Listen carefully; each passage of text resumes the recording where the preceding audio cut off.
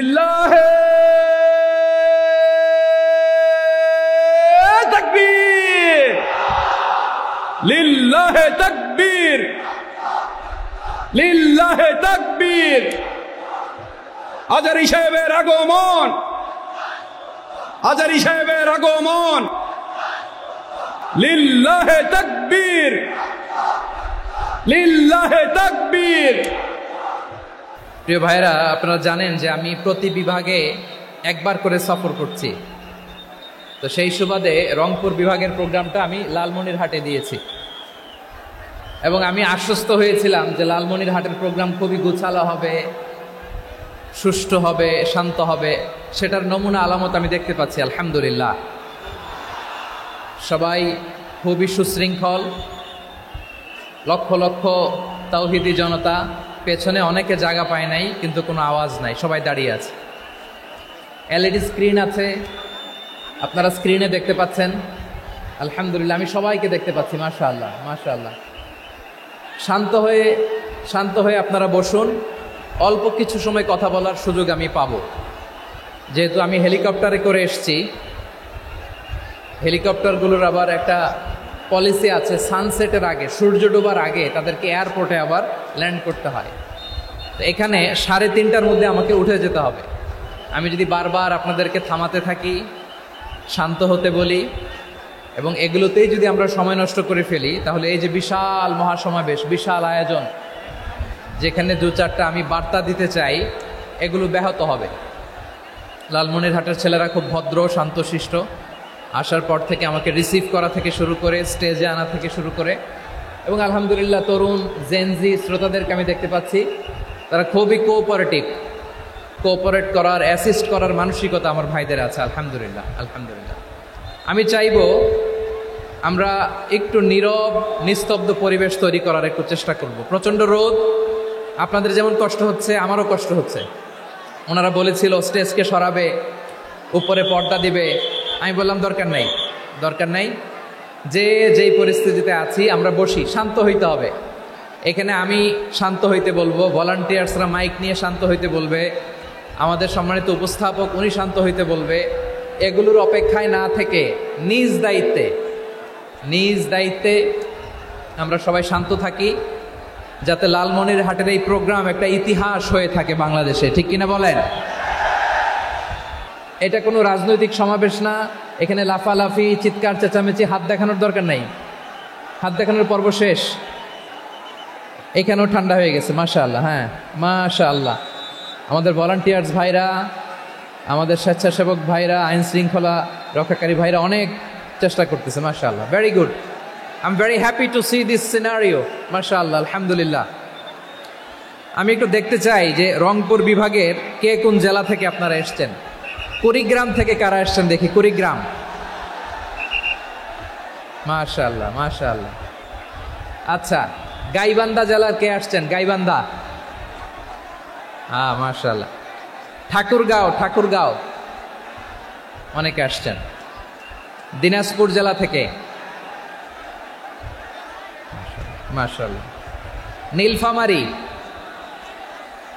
ঠিক আছে, ফি আমানিল্লাহ। পঞ্চগড়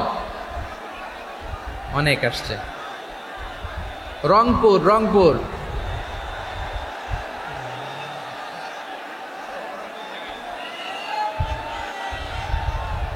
মাশাআল্লাহ মাশাআল্লাহ, ঠিক আছে। লালমনিরহাটের কারা দেখি? লালমনিরহাট,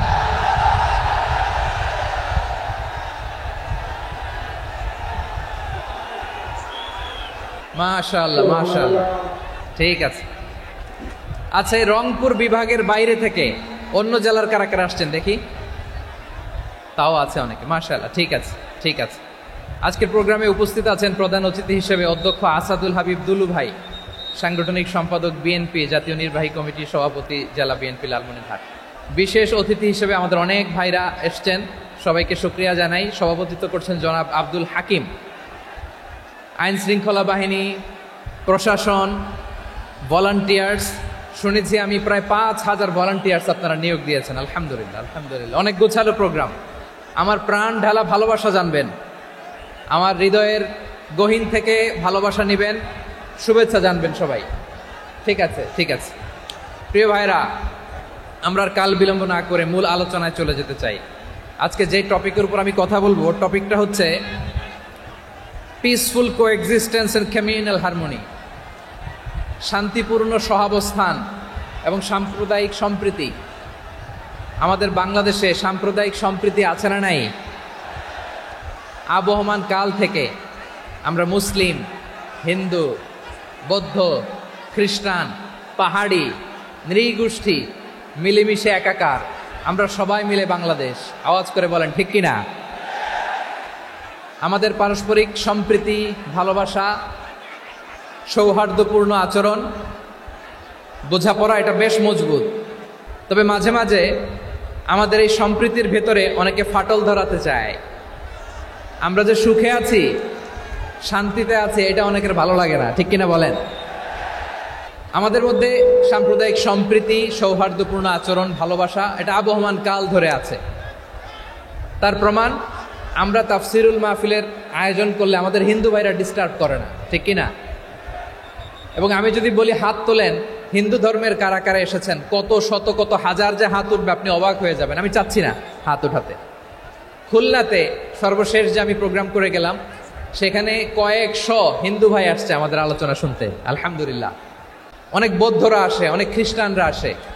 এবার সফরেও অনেক হিন্দু ভাইরা আমার সাথে দেখা করেছে। তারা বলেছে, হুজুর আমরা আপনার আলোচনা শুনি, আলহামদুলিল্লাহ বলেন। So it's our responsibility to present hour religion to our non Muslim brothers and sisters. আমাদের অমুসলিম ভাই বোনদের কাছে ইসলামের সৌন্দর্য তুলে ধরা এটা আমাদের দায়িত্ব। We all are the ambassador of Islam. আমরা প্রত্যেকে দায়িত্বশীল, আমরা প্রত্যেকে এক একজন ইসলামের অ্যাম্বাসেডর, আলহামদুলিল্লাহ বলেন। এজন্য এমনভাবে দ্য বিউটি অফ ইসলাম, ইসলামের সৌন্দর্য আমাদেরকে ফুটিয়ে তুলতে হবে, যাতে করে নন মুসলিমরা শাহাদা পড়ে, কালিমা পড়ে মুসলমান হয়ে যায়। অনেক নন মুসলিম ভাই বোন আমাদের হাতে শাহাদা পড়ে, কালিমা পড়ে মুসলমান হয়েছে, অনেক। সো আমরা যেন ইসলামের বিউটিটাকে তুলে ধরতে পারি এবং এই যে সম্প্রীতি, এটাকে যেন আমরা অটুট রাখতে পারি। আদতে আদতে বাংলাদেশের ইতিহাস বলে আমাদের দেশে কোনো দাঙ্গা নাই, আছে? লালমনিরহাটের ভাইয়ের আওয়াজ করে বলেন, আমাদের দেশে হিন্দু মুসলিম দাঙ্গা আছে?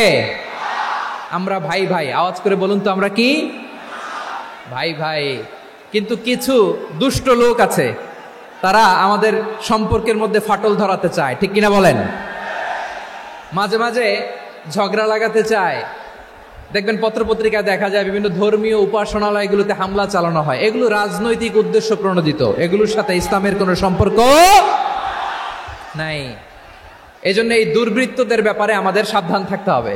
আমরা সবসময় যেমনি ঐক্যবদ্ধ, ইউনাইটেড, আমরা যদি এরকম ইউনাইটেড থাকি, এই সমস্ত দুর্বৃত্তদের কালো হাত ভেঙে দিতে আমাদের 1 ঘন্টাও লাগবে না। চিল্লায় বলো ঠিক কিনা? আমরা সংঘবদ্ধ থাকবো। এই যে আমাদের পিসফুল কোএক্সিস্টেন্স, শান্তিপূর্ণ সহাবস্থান, যেদিন হিন্দুদের পূজা অনুষ্ঠান, আমরা ওই দিন তাফসির মাহফিল করি না, ঠিক কিনা বলেন?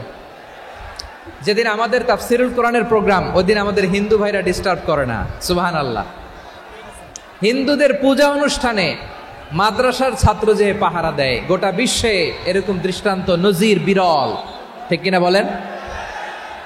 আইন শৃঙ্খলা বাহিনীর পাশাপাশি মাদ্রাসার ছাত্ররা যে সেখানে পাহারা দেয়, গোটা পৃথিবীতে এই দৃষ্টান্ত আপনি পাবেন। মাদ্রাসার ছাত্ররা, তারা তো কোরআনের ধারক, তারা হাদিসের ধারক, তারা কেন মন্দির পাহারা দিবে? এই সম্প্রীতিকে ধরে রাখার জন্য, এই সৌহার্দ্যকে ধরে রাখার জন্য, আমাদের পারস্পরিক ভালোবাসাকে অটুট রাখার জন্য। আওয়াজ করে বলতে হবে ঠিক কিনা? এখন বলেন, আমাদের এই ভালোবাসা অটুট থাক, আমরা চাই কি চাই না? আমরা হিন্দু মুসলিম মিলেমিশে শান্তিপূর্ণ সহাবস্থান, সাম্প্রদায়িক সম্প্রীতি, লালমনিরহাটের ভাইয়ের আওয়াজ করে বলুন, এই সাম্প্রদায়িক সম্প্রীতি আমরা চাই কি চাই না? আল্লাহ এই দেশকে তুমি বরকতময় করো, বাংলাদেশকে তুমি শান্তিময় করো। আওয়াজ করে সবাই বলেন আমিন। প্রিয় ভাইরা, আমি বলেছিলাম আমার আলোচনার বিষয় হচ্ছে শান্তিপূর্ণ সহাবস্থান, সাম্প্রদায়িক সম্প্রীতি। আমরা দেখব ইসলাম আমাদেরকে কি কি দিক নির্দেশনা দেয়। কান দুটো আমার দিকে করে রাখেন, আমি এখনো উঠে যাব, হাত মারায় লাভ নাই, আমি উঠে যাব। তাকায় থাকো আর কান খাড়া, আওয়াজ হবে না। হ্যাঁ, মাশাআল্লাহ মাশাআল্লাহ, ঠিক আছে। আমরা দেখবো যে রাসূল সাল্লাল্লাহু আলাইহি ওয়াসাল্লাম এই পিসফুল কোএক্সিস্টেন্সের জন্য আমাদের কি শিখিয়েছেন, কি কি গাইডলাইন দিয়েছেন। আমরা 1, 2, 3, 4 করে এগুলো আপনাদের সাথে শেয়ার করব। আমি আপনাদের খেদমতে সূরাতুল আনআমের 108 নম্বর আয়াত তেলাওয়াত করেছি। এখানে আল্লাহ রাব্বুল ইজ্জা ওয়াল জালাল তিনি ইরশাদ করছেন, ওয়ালা তাসুব্বুল্লাযীনা يدعون من دون الله فيسبوا الله عدوا بغير علم كذلك زينا لكل أمة عملهم ثم إلى ربهم مرجعهم فينبئهم بما كانوا يعملون رب العالمين বলেন, গোলাম ও আমার ইমানদার বান্দারা, শোনো শোনো, লা তাসুব্বুল্লাযীনা ইয়াদউনা মিন দুনিল্লাহ ফায়াসুব্বুল্লাহা আদওয়াম বিগাইরি ইলম। আল্লাহ বলেন, ও বিশ্বাসীরা শোনো, যারা আল্লাহকে বেছে রেখে দেব দেবীর পূজা করে, অন্য উপাস্যের পূজা করে, তাদেরকে ডাকে, ওই দেবতাদেরকে তোমরা গালি দিও না। যদি ওই দেবতাদেরকে গালি দাও তাহলে ভুলবশত, শত্রুতাবশত তারা তোমাদের রব আল্লাহকে গালি দেবে, ঠিক কি না? তোমরা যদি তাদের দেবতাদের গালি দাও, ওরা রেগে তোমার আল্লাহরে গালি দিবে। রব্বুল আলামিন বলেন, খবরদার বিশ্বাসীরা, আল্লাহ ছাড়া যারা অন্যান্য উপাস্যদেরকে ডাকে, দেবতাদেরকে ডাকে, তাদেরকে তোমরা গালি দিও না। ওই সমস্ত দেবতাদেরকে যদি তোমরা গালি দাও তাহলে তারা আল্লাহকে গালি দিবে, ঠিক কিনা বলেন? আমরা দেবতাদের গালি দিলে ওরা আল্লাহকে গালি দিবে। রব্বুল আলামিন বলেন, খবরদার দেবতাদেরকে গালি দিও না, তাহলে ওরা তোমার রব আল্লাহরে গালি দেবে। প্রতিটি জাতির জন্য তাদের কাজকে আমি আল্লাহ সুশোভিত করে রেখেছি, তারা সবাই একদিন আমার কাছেই ফিরে আসবে। এরপর আমি রব্বুল আলামিন তাদের আমলনামা তাদেরকে জানিয়ে দেব। সুবহানাল্লাহ পড়েন। অন্য ধর্মের দেবতাদেরকে যে গালি দেওয়া যাবে না, এই আদেশটা কার? আরো জোরে বলুন, কার? গালি দিবেন কোন দেবতাকে? দিবেন? যদি দেন তাহলে ওরা আল্লাহরে গালি দিবে, তাহলে আল্লাহরে গালি খাওয়াইলো কে? আপনি, ঠিক কিনা বলেন? আমি আল্লাহকে গালি খাওয়ানোর কারণ হলাম, কারণ আমি যদি গালি না দিতাম ওরা আমার রবকে গালি দিত না। আওয়াজ করে বলেন, ঠিক কিনা? তাহলে প্রিয় ভাইয়েরা, ইসলাম আমাদেরকে শিখায়, সূরাতুল আনআমের 108 নম্বর আয়াত থেকে আমরা বুঝলাম কোনো ধর্মকে ছোট করা যাবে না। অন্য ধর্মকে ছোট করা মানে ইসলামকে ছোট করা। অন্য ধর্মের দেবতাকে গালি দেওয়া মানে আল্লাহকে গালি খাওয়ানো। আওয়াজ করে বলেন, ঠিক কি না? খবরদার, এটা করা যাবে না। আর অন্য ধর্মের দেবতাকে যদি আপনি গালি দেন, ওরা ইসলাম থেকে দূরে সরে যাবে। যাও ইসলামের প্রতি আকৃষ্ট হয়েছিল আর কোনোদিন ইসলামের ধারে কাছে আসবে না। আওয়াজ করে বলেন, ঠিক কিনা? গালি দিব না, বরং ইসলামের beauty, the beauty of Islam, ইসলামের সৌন্দর্যকে আমরা তুলে ধরবো। আমরা যদি বিশ্বনবী সাল্লাল্লাহু আলাইহি ওয়াসাল্লামের জীবনের দিকে তাকাই, তাহলে আমি দেখব বিষ্ণু ইসলাম মক্কাতে কিংবা মদিনাতে অন্য ধর্মের লোকদের সাথে খুব পিসফুলি লাইফ লিড করেছেন। হোক মুশরিক, হোক খ্রিস্টান, হোক ইহুদি, বিশ্বনবী সবার সাথে মিলেমিশে ছিলেন। আলহামদুলিল্লাহ বলেন। ইসলাম হচ্ছে পিসফুল রিলিজিয়ান। অন্য ধর্মের প্রতি সহনশীলতার সবক ইসলাম আমাদেরকে দেয়। কিন্তু প্রতিটি মুসলিমের এটা মনে রাখতে হবে, আল্লাহর কাছে পছন্দনীয়, গ্রহণযোগ্য ধর্ম, জীবনাদর্শ একটি, সেটা হচ্ছে ইসলাম। আওয়াজ করে বলেন, সেটা কি? লালমনিরহাটের ভাইয়েরা আওয়াজ করে বলুন, আল্লাহর কাছে মনোনীত ধর্ম একটি, সেটা কি? এজন্য রব্বুল আলামিন বলেন, ইন্নাদ-দীনা ইনদাল্লাহিল ইসলাম, আল্লাহর কাছে মনোনীত, গ্রহণযোগ্য, অ্যাকসেপ্টেড ধর্ম মতাদর্শ একটা, সেটা হলো ইসলাম। ইসলাম ছাড়া অন্য কোনো ধর্ম যদি কেউ তালাশ করে, তার ওই ধর্ম আল্লাহ গ্রহণ করবে না। ওমাই ইয়াবতাগি গায়রাল ইসলামি দীনান ফালাই ইউকবালা মিন ওয়া হুয়া ফিল আখিরাতি মিনাল খাসিরিন। Whoever seek anything except Islam, that won't be accepted from him, and he will be loser in the day of judgment. কিয়ামতের দিন ইসলাম ছাড়া কেউ যদি অন্য কোনো ধর্ম তালাশ করেছে দুনিয়াতে, তার এই মতাদর্শ গ্রহণ করা হবে না, and he will be loser, সে হবে লুজার, ক্ষতিগ্রস্ত, হাই হাই কোম্পানির ম্যানেজার, ওর আমও শেষ, সালাও শেষ। আওয়াজ করে বলেন ঠিক কি না? এজন্য ইসলাম পেয়ে আমরা খুশি না বেজার? প্রত্যেক নামাজ শেষে আমরা আল্লাহরে বলি, আল্লাহ রাদিতু বিল্লাহি রাব্বা ওয়া বিল ইসলামি দীনা ওয়া বি মুহাম্মাদিন নাবিয়ান ওয়া রাসূলা। ও আল্লাহ, তোমারে রব হিসেবে পেয়ে আমরা খুশি। ও আল্লাহ, ইসলামকে ধর্ম হিসেবে পেয়ে আমরা খুশি। বিশ্বনবীকে আমাদের রাসূল পেয়ে আমরা খুশি। ঠিক কিনা বলেন? ইসলাম ছাড়া অন্য কোনো ধর্ম আমরা গ্রহণ করব না। ঠিক কিনা বলেন? আল্লাহর কাছে অ্যাকসেপ্টেড রিলিজিয়ান একটা, সেটা ইসলাম। তো বিশ্বনবী সাল্লাল্লাহু আলাইহি ওয়াসাল্লাম মক্কাতে কিংবা মদিনাতে খুব পিসফুলি এক্সিস্ট করেছেন, যে কোনো ধর্মের সাথে মিলেমিশে চলেছেন। তার প্রমাণ আমরা যদি রাসূল সাল্লাল্লাহু আলাইহি ওয়াসাল্লামের বায়োগ্রাফির দিকে তাকাই, তাহলে দেখব তিনি মুশরিকদের সাথে পিস ট্রিটি করেছেন, শান্তি চুক্তি, পিস ট্রিটি, পিস এগ্রিমেন্ট। আপনারা হুদাইবিয়ার সন্ধির নাম শুনেছেন? আমার লালমনিরহাটের কলিজার টুকরা ভাইয়েরা, হুদাইবিয়ার সন্ধির নাম আপনারা শোনেন নাই? 6ষ্ঠ হিজরিতে বিষ্ণু ঈসা ইসলাম মুশরিকদের সাথে এই ট্রিটি করেছেন, চুক্তি। কাদের সাথে?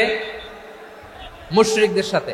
আমরা তো মুসলমান বসতে পারি না, আমরা দুই মুসলিম ভাই একসাথে বসে চা খেতে পারি না, গল্প করতে পারি না। বিষ্ণু ঈসা ইসলাম মুশরিকদের সাথে ট্রিটি করেছেন, হুদাইবিয়ার সন্ধি। এই সন্ধির আগে মক্কা থেকে কেউ মদিনায় যেতে পারে না, মদিনা থেকে কেউ মক্কায় যেতে পারে না। কিন্তু এই সন্ধির পরে ট্রাফিক স্বাভাবিক হয়ে গেল, মক্কার লোকেরা মদিনায় আসতে পারে, মদিনার লোকেরা মক্কায় আসতে পারে। এটাকে বলে সুলহে হুদাইবিয়া, the peace agreement of Hudaibiya, শান্তি চুক্তি। আমরা পৃথিবীতে এখন অনেক শান্তি চুক্তির নাম শুনি, এগুলো সব the piece treaty of Hudaibiya থেকে কপি করা। আল্লাহু আকবার। তাহলে বিশ্বনবী সাল্লাল্লাহু আলাইহি সাল্লাম তিনি যে শান্তিপূর্ণ সহাবস্থানে বিশ্বাসী ছিলেন, মুসলমানেরা যে অন্য ধর্মের প্রতি সহনশীল, তার প্রমাণ হচ্ছে এই পিস ট্রিটি। শুধু তাই নয়, মদিনায় যে বিষ্ণু ইসলাম মদিনা চার্টার করলেন, মদিনা সনদ, সাহিফাতুল মদিনা, এটার বলে মদিনা চার্টার।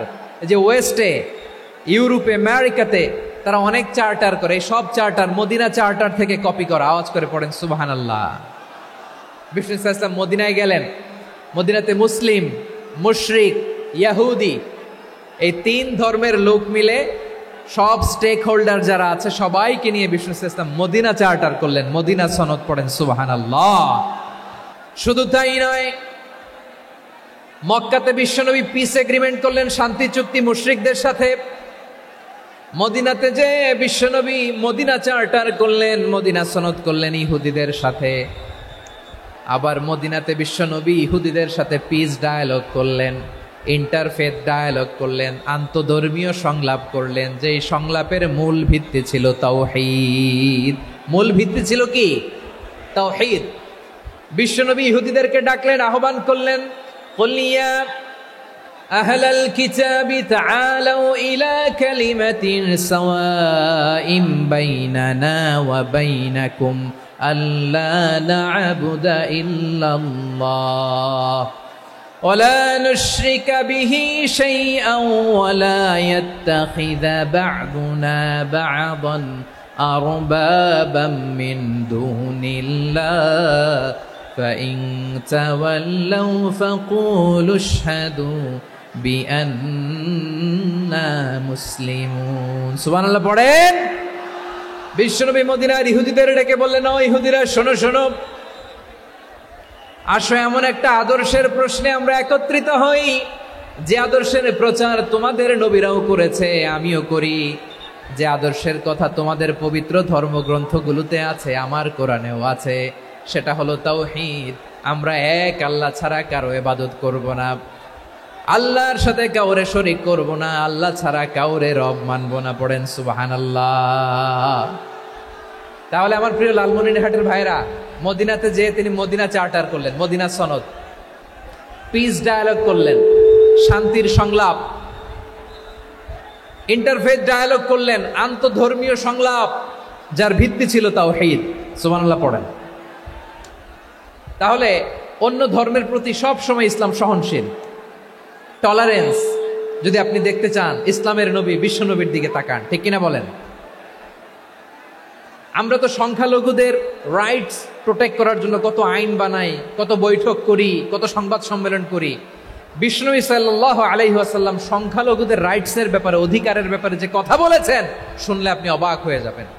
বিশ্বনবী বলেন, আলা মান যালামা মুআহাদান আও ইনতাকাসাহু আও কাল্লাফাহু ফাওকা তাআতিহি আও কাল্লাফাহু ফাওকা তাকাতিহি আও আখাযা মিনহু শাইআন বিগাইরি তিবি নাফসিন ওয়া আনা হাজিজুহু ইয়াউমাল কিয়ামা। খবরদার, জেনে রাখো, কেউ যদি কোনো সংখ্যালঘুর উপরে অত্যাচার করে, কোনো সংখ্যালঘুর প্রাপ্য থেকে যদি কেউ কাউকে ঠকায়, কোনো সংখ্যালঘুর সম্পদ যদি কেউ জোর করে কেড়ে নেয়, আমি কিয়ামতের দিন বিশ্বনবী ওই সংখ্যালঘুর পক্ষে আর ওই মুসলমানদের বিপক্ষে বাদী হয়ে দাঁড়াবো। সুবহানাল্লাহ বলতে পারলেন না? আল্লাহু আকবার। আপনি নামাজি, আপনি মুসল্লি, আপনি হাজী সাহেব, তাহাজ্জুদ পড়তে পড়তে কপালে দাগ ফেলে দিছেন, আপনার প্রতিবেশী হিন্দু, ভাবছেন আমার তো পাওয়ার আছে, ওর জমিটা দখল করি। বিশ্বনবী বলেন, কিয়ামতের দিন ওই হিন্দুর পক্ষে তোর বিরুদ্ধে আমি বাদী হয়ে দাঁড়াবো। পৃথিবীর কোন ধর্মে এরকম স্টেটমেন্ট পাবেন? পাবেন? আপনি ভাবছেন আপনি নামাজ পড়লে, হাজী সাহেব কপালে দাগ ফেলাই দিলে আপনি সেলসেলায় জান্নাতে চলে যাবেন না? খবরদার। বিশ্বনবী বলেন, কোন সংখ্যালঘুর উপর যদি কেউ আক্রমণ করে, তার প্রাপ্য তাকে না দিয়ে যদি তাকে ঠকায়, তার উপর জুলুম করে, তার সম্পদ যদি কেড়ে নেয়, আমি নবী, তুমি মুসলিম হইতে পারো, মুসল্লি হইতে পারো, তার পক্ষে তোমার বিপক্ষে আল্লাহর দরবারে বাদী হয়ে দাঁড়াবো। আচ্ছা লালমনিরহাটের ভাইরা, বিশ্বনবী যদি কিয়ামতের দিন কারো বিপক্ষে দাঁড়ায়, ও তো সেলসেলায়া জান্নাতি, তাই না? জান্নাতি না? যে নবীর সুপারিশ ছাড়া জান্নাতের গেটও দেখা যাবে না, ওই নবী যদি বলে তোর বিপক্ষে আমি বাদী হয়ে দাঁড়াবো, ওই জান্নাতে আর ঢোকার কোনো সুযোগ আমাদের থাকবে? এখানেই শেষ না আমার প্রিয় লালমনিরহাটের ভাইয়েরা, এখানেই শেষ নয়। বিশ্বনবী বলেন, মান কাতালা মুআহাদান, বুখারীর বর্ণনা, মান কাতালা মুআহাদান লাম ইয়ারাহ রাইহাতাল জান্নাহ। অন্যায়ভাবে কোনো মুসলিম যদি কোনো সংখ্যালঘুরে হত্যা করে, জান্নাতে যাওয়া তো দূরের কথা, ওই মুসলিম জান্নাতের ঘ্রাণও পাবে না। সেই বুখারীর বর্ণনা, মান কাতালা মুআহাদান লাম ইয়ারাহ রাইহাতাল জান্নাহ ওয়া ইন্না রিহাহা লা ইউজাদু মিন মাসিরাতি 40 আমা। যে জান্নাতের ঘ্রাণ 40 বছর দূরের রাস্তা থেকেই পাওয়া যায়। সুবহানাল্লাহ পড়েন। প্রিয় ভাইরা, এখান থেকে জান্নাতে পৌঁছতে লাগবে 40 বছর। এত দূর, কত বছর? সবাই বলেন কত বছর? এখান থেকে জান্নাতে পৌঁছতে লাগবে 40 বছর। এত দূরে থাকতেই জান্নাতের ঘ্রাণ আপনার নাকে এসে ধাক্কা মারবে। বিশ্বনবী বলেন, যে ব্যক্তি কোন সংখ্যালঘুকে হত্যা করে, জান্নাতে তো ঢুকতে পারবেই না, জান্নাতের ঘ্রাণও তার নাকে লাগবে না। পড়েন না আউযুবিল্লাহ। তাহলে সংখ্যালঘুদের ব্যাপারে ইসলামে অধিকার দেয়া আছে না নাই? লালমনিরহাটের ভাইয়ের আওয়াজ করে বলেন, আমার সংখ্যালঘু হিন্দু ভাইদের রাইটস, অধিকার আমাদের ইসলামে প্রোটেক্টেড আছে না নাই? এখানেই শেষ না। বিষ্ণু ইসলাম আপনার অমুসলিম প্রতিবেশীর সাথে ভালো আচরণ করতে বলেছে। আমাদের হয় না এটা মুসলিম পাড়া, ওটা বৌদ্ধ পাড়া, হয় না? অনেক সময় হয় না এটা আমাদের মুসলিম পাড়া, ওইটা হিন্দু পাড়া, এরকম আছে না নাই? লালমনিরহাটে নাই না? আছে? হিন্দু যদি আপনার প্রতিবেশী হয় কি করবেন? ওরে কষ্ট দিবেন নাকি?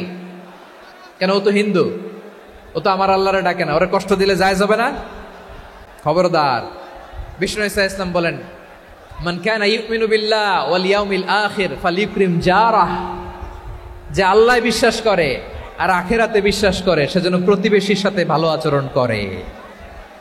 সুবহানাল্লাহ। কলিজা জুড়ায় যায় না আমার নবীর কথাগুলো শুনলে? যে আল্লাহ বিশ্বাস করে, যে আখিরাতে বিশ্বাস করে, সেজন্য প্রতিবেশীর সাথে ভালো আচরণ করে। এখানে বলছে মুসলিম প্রতিবেশী, বলছে নামাজি প্রতিবেশী, বলছে আল্লাহওয়ালা প্রতিবেশী, বলছে না। প্রতিবেশী আস্তিক হোক নাস্তিক হোক, প্রতিবেশী মুমিন হোক মুশরিক হোক, প্রতিবেশী হইলেই তার সাথে ভালো আচরণের দরকার আছে না নাই? আমার প্রিয় লালমনিরহাটের ভাইয়েরা, বিষ্ণু ইসা ইসলাম ওনার ইহুদি প্রতিবেশীদের দেখাশোনা করতেন। আওয়াজ না শোনা যাক, আমারও তো দেখা যায়, আমারও তো দেখা যায়। তাকায় থাকেন, তাকায় থাকলে সওয়াব হবে। কোরআনের কথা যেখান থেকে হয় এদিকে তাকায় থাকলেই বরকত। তাকায় থাকেন। জি জি, মাইক, আমি তো আর মাইক ঠিক করতে আসি না এদিকে। এই মাইক ঠিক করব, ওই মাইক ঠিক করব, ওদিকে পাইলট বলবে হুজুর চলে আসেন। জি বসুন, বসুন, মাশাআল্লাহ। হ্যাঁ, খুব শান্ত, ঠিক আছে। পুলিশ ভাইরা না খেয়ে দিনরাত আপনারা যাতে সুশৃঙ্খল একটা প্রোগ্রাম উপহার পান এটাই চেষ্টা করতেছে, আপনাদেরকে কষ্ট দিতে আসে নাই। একটু একটু সহযোগিতা করেন। জি মাশাআল্লাহ, হ্যাঁ ঠিক আছে। আমার প্রিয় ভাইরা, প্রতিবেশী আস্তিক হোক নাস্তিক হোক, মুসলিম হোক হিন্দু হোক, তার সাথে ভালো আচরণ করতে হবে। বিষ্ণু ইসা ইসলাম ওনার ইহুদি প্রতিবেশীর বাসায় যেতেন। কোন প্রতিবেশী? ইহুদি। আওয়াজ করে বলেন, কোন প্রতিবেশী? ইহুদি।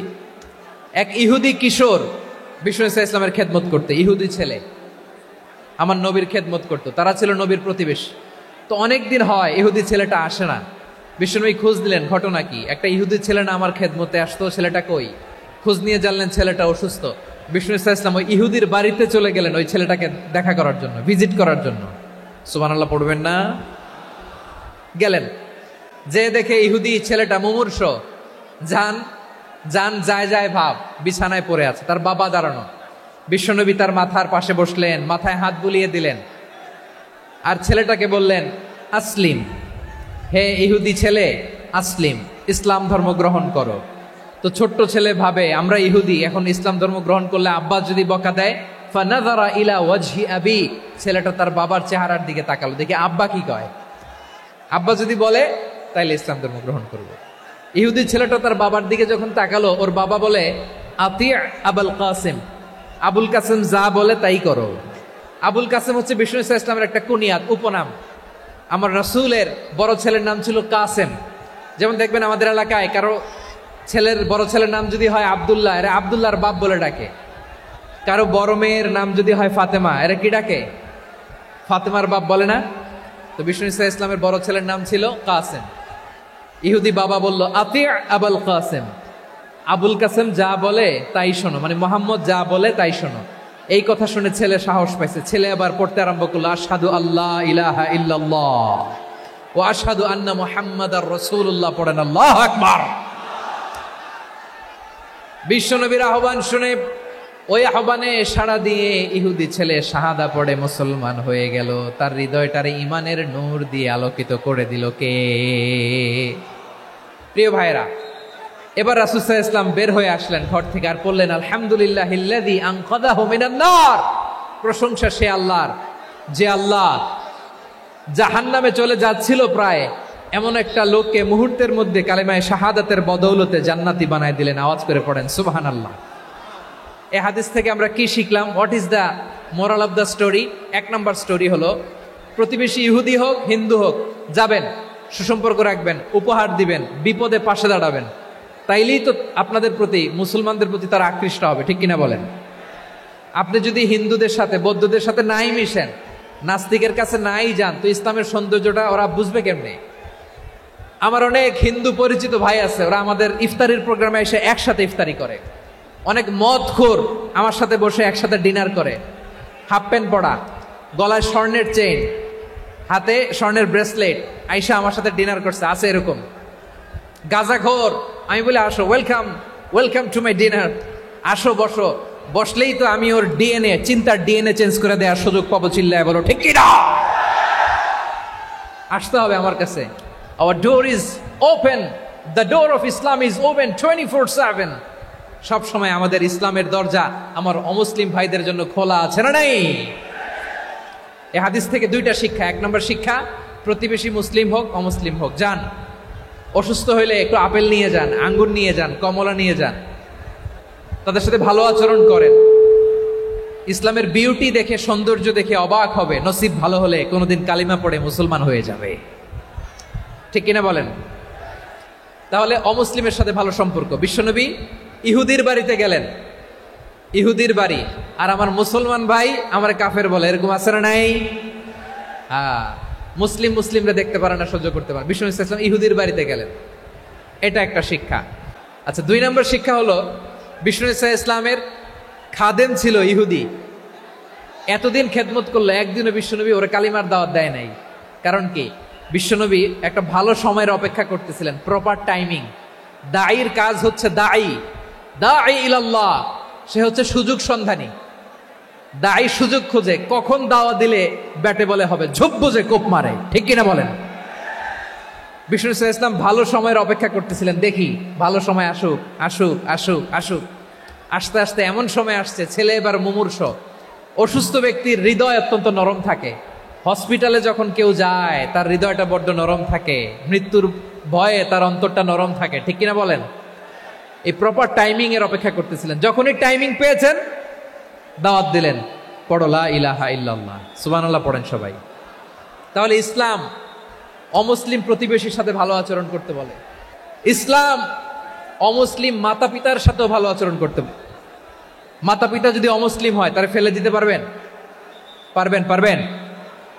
আমার লালমনিরহাটের ভাইরা, অনেক হিন্দু ছেলে আমাদের হাতে শাহাদা পড়ে মুসলিম হয়, কিন্তু ওর মা মুসলমান হয় নাই, বাবাও হয় নাই। এরকম আছে না নাই?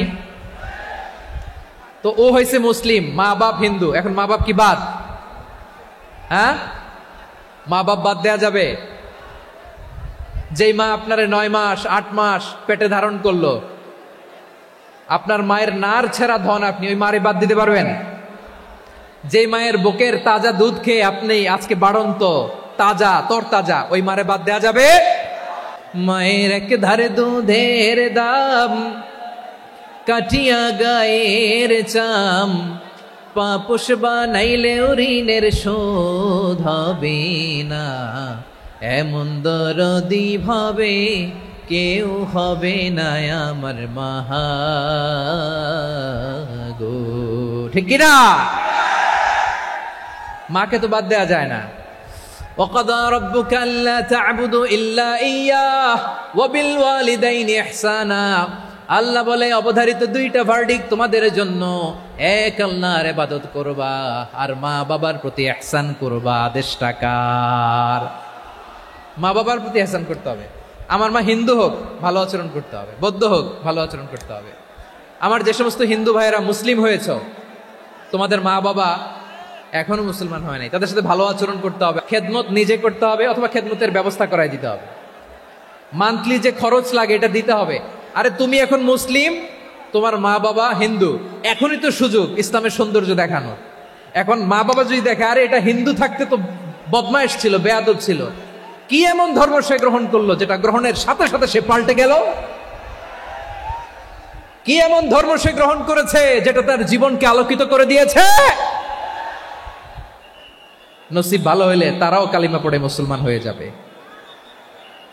বিষ্ণু ইসলামের স্ত্রীর নাম ছিল আয়েশা রাদিয়াল্লাহু তাআলা আনহা, আবু বকর রাদিয়াল্লাহু তাআলা আনহুর মেয়ে। আবু বকর রাদিয়াল্লাহু তাআলা আনহুর আরেক মেয়ের নাম হচ্ছে আসমা। কি নাম? দুজনই আবু বকর রাদিয়াল্লাহু তাআলা আনহুর মেয়ে, আসমা আর আয়েশা। নাম দুইটা কেমন লাগে?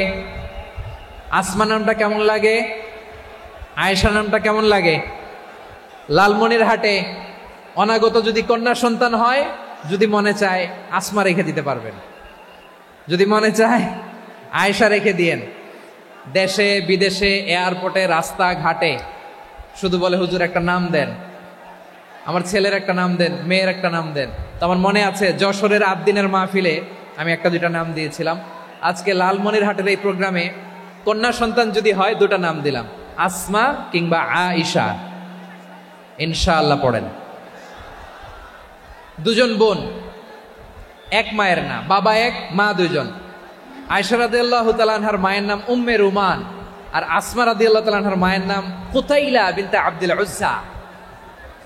আবু বকর রাদিয়াল্লাহু তাআলা আনহু 4টা বিয়ে করেছিলেন। তো একই ঘটনা ঘটেছে এই ফ্যামিলিতে। আসমা ইসলাম ধর্ম গ্রহণ করে মুসলিমা, কিন্তু তার মা কুতাইলা মুশরিকা। আওয়াজ করে বুঝে থাকলে বলেন, আসমার মা মুশরিকা। তার মানে মেয়ে মুসলিম, মা অমুসলিম। ভেজাল আছে না নাই? কিন্তু কুতাইলা আর ধৈর্য ধারণ করতে পারে না। নার ছেড়া ধন, কলিজার টুকরা ধন, কলিজার টুকরা সন্তান, আসমারে দেখতে বড্ড মন চায়। সাইয়েদনা আসমা রাদিয়াল্লাহু তাআলা আনহা মক্কা থেকে হিজরত করে মদিনায় চলে গেলেন হুদাইবিয়ার পর। যখন মক্কা মদিনার ট্রাফিক স্বাভাবিক হলো, মক্কার লোক মদিনায় যায়, মদিনার লোক মক্কায় আসে। কোচাইলা কলিজার টুকরা সন্তান আসমারে দেখার জন্য কিছু উপহার নিয়ে বিশাল মরুপথ পাড়ি দিয়ে মক্কা থেকে মদিনায় যায়। সুবহানাল্লাহ বলেন। এখন মা আসছে মেয়ের সাথে দেখা করতে, মেয়ে তো আর দেখা দেয় না। মেয়ে ভাবছে আমার মা তো মুশরিকা, অপবিত্রা, তার সাথে কি দেখা দেয়া যাবে? বিশ্বনবীর দরবারে চলে গেলেন। সুবহানাল্লাহ বলেন। কি সৌভাগ্যবান ছিল তারা, মাসলা জানার দরকার হলেই নবীর দরবারে চলে যেত। ঘরে বউয়ের সাথে ঝগড়া হলে নবীর দরবারে চলে যেত। অনেক সাহাবী বলে আমার পেটে ক্ষুধা লাগলো আমি নবীর কাছে চলে যেতাম, কারণ নবীর চেহারার দিকে তাকালেই আমার পেটের ক্ষুধা মিটে যেত। সাইয়েদনা আসমা রাদিয়াল্লাহু তাআলা আনহা বিশ্বনবীর কাছে চলে গেলেন, যে বললেন ইয়া রাসূলুল্লাহ ইয়া হাবিবাল্লাহ ইন্না উম্মি কাদিমাতুন ইলাইয়া ওয়া হিয়া রাগিবা। আমার মা মক্কা থেকে অনেক দূর মরুর পথ পাড়ি দিয়ে উপহার সামগ্রী নিয়ে মদিনায় আমার সাথে দেখা করতে এসেছে গো নবী। আমার জানতে বড্ড ইচ্ছে হয় আমি আমার মুশরিকা মায়ের সাথে একটু দেখা করতে পারবো কিনা। আফা আসিলুহা, আগে যেমনি আমি আমার মায়ের সাথে ভালো আচরণ করতাম, যেমনি আমি আমার মায়ের সাথে সদাচরণ করতাম গো নবী, এখন আমি মুসলিমা মা মুশরিকা, এখনো কি আগের মতো সদাচরণ করতে পারবো নাকি? বিশ্বনবী বললেন নাম সিলিহা, হ্যাঁ রে আসমা, অবশ্যই অবশ্যই, আগে ঠিক যেমন তুমি তোমার মায়ের সাথে ভালো আচরণ করতে এখনো তেমনি আগের মতো ভালো আচরণ করবা। আওয়াজ করে পড়েন সুবহানাল্লাহ। কি ইসলাম আমরা পেয়েছি, কত ব্রড মাইন্ডেড আমাদের ইসলাম, কত ওপেন মাইন্ডেড ইসলাম, কত ওপেন আপ করতে পারে, চিন্তা করতে পারেন। বিষ্ণু বললেন হ্যাঁ অবশ্যই, নাম সুলিহা, আগে যেমনি ভালো আচরণ করছো আসমা এখন ওইরকমই করো, পারলে আরো বাড়ায় করো। সুবহানাল্লাহ বলেন। তাহলে আমার যে হিন্দু ভাইয়েরা হিন্দু বোনেরা ইমানের বদৌলতে দৌলতে আপনি ধন্য হয়েছেন, আপনার আম্মা আব্বা এখনো মুসলমান হয় নাই, তাদের জন্য দোয়া করেন, তাদের জন্য দোয়া করেন, আল্লাহ যেন তাদেরকেও ইমানের দৌলত দান করে। আমরা সবাই পড়ি আমিন, আরো জোরে পড়েন আমিন। এখন বলেন ইসলাম কি ন্যারো মাইন্ডেড রিলিজিয়ান না ব্রড মাইন্ডেড? লালমনিরহাটের যুবক ভাইরা আওয়াজ করো, ইসলাম কি ন্যারো মাইন্ডেড না ব্রড মাইন্ডেড? কতটা ব্রড মাইন্ডেড দেখেন। বিশ্বনবী সাল্লাল্লাহু আলাইহি সাল্লাম অমুসলিমরা যদি নবীকে উপহার দিত ওই উপহারও বিশ্বনবী গ্রহণ করতেন। সুবহানাল্লাহ পড়েন। আপনার অমুসলিম বন্ধু যদি উপহার দেয় সেটাও আপনি নিতে পারবেন, যেটা নেওয়া জায়েজ। কিন্তু আপনার বন্ধু যদি আপনার মদের বোতল দেয় নিতে পারবেন? হ্যাঁ, মদের বোতল দিলে পারবেন না। আপনার বন্ধু যদি আপনার পর্ক দেয়, পর্ক শুকরের গোশত মিশ্রিত কোনো খাবার, ওটা নিতে পারবেন না। হালাল যে কোনো জিনিস নিতে পারবেন। বিশ্বনবী সাল্লাল্লাহু আলাইহি ওয়াসাল্লাম অমুসলিমদের দেয়া হাদিয়া গ্রহণ করতেন। কেমন নবী ছিলেন, আমার নবীরে চিনে নেন, আমার নবীর অ্যাটিটিউড জেনে নেন। বিশ্বনবী সাল্লাল্লাহু আলাইহি ওয়াসাল্লাম যখন কোনো জনপদে যেতেন 3টা অপশন নিয়ে যেতেন। প্রিয় ভাইয়ের আওয়াজ করে বলতে হবে, কোন জনপদে গেলে আমার নবীর অপশন থাকতো কয়টা? আমার মতো 3 আঙ্গুল উঁচু করে দেখান আর বলুন আমার নবী কোন জনপদে গেলে কয়টা অপশন নিয়ে যেতেন? 1 নম্বর অপশন আসলিম তাসলাম। নতুন এলাকায় গেলে বলতেন আসলিম তাসলাম, ইসলাম ধর্ম গ্রহণ করো, শান্তিতে থাকবা, আমার ভাই হয়ে যাবো, আমরা ভাই ভাই, ইসলাম মানো, আমরা ভাই ভাই। অপশন নাম্বার কত? 1। যদি বলে না ইসলাম মানবো না, ওকে, অপশন নাম্বার 2, মুসলিম হওয়ার দরকার নাই, লা ইকরাহা ফিদ্দিন, ইসলামে কোনো বাড়াবাড়ি নাই। খ্রিস্টান আছো থাকো, বৌদ্ধ আছো থাকো, ইহুদি থাকতে চাও থাকো, কিন্তু আমরা যেহেতু রিজিওনাল সুপার পাওয়ার, আমাদের আন্ডারে থাকো, ট্যাক্স দিয়া থাকো, এটার বলে জিজিয়া। আলেম যারা আছেন বুঝবেন এটার আরবিতে কি বলে, জিজিয়া। You pay us the tax, we will give you the security. তোমরা ট্যাক্স দিবা, আমরা সিকিউরিটি দিব, আমাদের আওতায় থাকবা, কেউ তোমাদেরকে আক্রমণ করতে পারবে না, আমরা নিরাপত্তা দিব। সুবহানাল্লাহ বলেন। এটা অপশন নাম্বার কত? আচ্ছা বুঝে থাকলে বলেন 1 নম্বর অপশন কি ছিল? ইসলাম। ইসলাম মানো, শান্তিতে থাকবা, ভাই ভাই, আমরা ভাই ভাই। অপশন নাম্বার 2, ট্যাক্স দাও, আমরা নিরাপত্তা দিব, মুসলিম হওয়া লাগবে না। এখন 1 নাম্বারও মানে না, 2 নাম্বারও মানে না, মুসলিম হব না, ভালো খ্রিস্টান থাকো, ট্যাক্স দাও, আমরা সিকিউরিটি দিব না, এটাও মানি না। বিষ্ণু বলেন তাহলে তলোয়ার আমাদের আর তোমাদের মাঝে ফয়সালা করবে। মুসলিমও হব না, ট্যাক্স দিবা, নিরাপত্তা দিব, আমরা সুপার পাওয়ার, আমাদের আন্ডারে থাকবে, এটাও না। তাহলে তোমাদেরকে তো আমরা বিশ্বাস করতে পারি না, কখন না কখন বিশ্বাসঘাতকতা করো, কার সাথে মিলে হাত মিলাও, তলোয়ার আমাদের মাঝে ফয়সালা করবে। তখন তিনি জেহাদের সশস্ত্র সংগ্রামের ঘোষণা দিতেন। সুবহানাল্লাহ পড়েন। দেখেন পশ্চিমারা জেহাদকে এইভাবে চিত্রায়িত করে না, ওরা জেহাদ বলতে বোঝায় তলোয়ার, হাত কাটো, গলা কাটো না। জেহাদ সশস্ত্র সংগ্রাম 3 নম্বরে। অধিকাংশ ক্ষেত্রেই বিশ্বনবীর সুন্দর আচরণ দেখে, আরে আমার নবীর যে নুরানি চেহারা, অনেকে তো কেবল সিরেফ চেহারাটা দেখেই কালিমা পড়ে মুসলমান হয়ে গিয়েছে। যারা মুসলিম হয় নাই তারা তাদের ইসলামেই বলবৎ ছিল, ট্যাক্স দিয়ে ইসলামের আন্ডারে ছিল। যারা এটাও মানে নাই ওইটাও মানে নাই, তাদের বিরুদ্ধে জেহাদ। বিষ্ণু ইসলাম 7ম হিজরিতে যখন খায়বার বিজয়ের পরে ইসলাম রিজিওনাল সুপার পাওয়ার হিসেবে আত্মপ্রকাশ করলো, বিশ্বনবী চিঠি লিখলেন অন্যান্য সুপার পাওয়ারের কাছে, রাষ্ট্রীয় চিঠি লেখে এক রাষ্ট্রপ্রধান আরেক রাষ্ট্রপ্রধানের কাছে, ঠিক কিনা বলেন? জানেন না আপনারা? এই যে 24-এর ছাত্র নাগরিক অভ্যুত্থানে, এই অভ্যুত্থান যখন শুরু হয়, আমি তখন সাউথ আফ্রিকাতে একটা স্ট্যাটাস দিয়েছিলাম, কোটা নয় গোটা দেশ সংস্কার করা লাগবে। শুধু বাংলাদেশ নয়, সারা বিশ্বের বাংলা ভাষাভাষী লোকেরা এই আন্দোলনের সাথে সমর্থন তারা করেছে, এটাকে সাপোর্ট করেছে, তারা সমর্থন দিয়েছে। আমাদের ইউনাইটেড আরব আমিরাতের বাংলাদেশি ভাইয়েরা তারা সেখানে রাস্তায় নেমে এসেছিল, জানেন?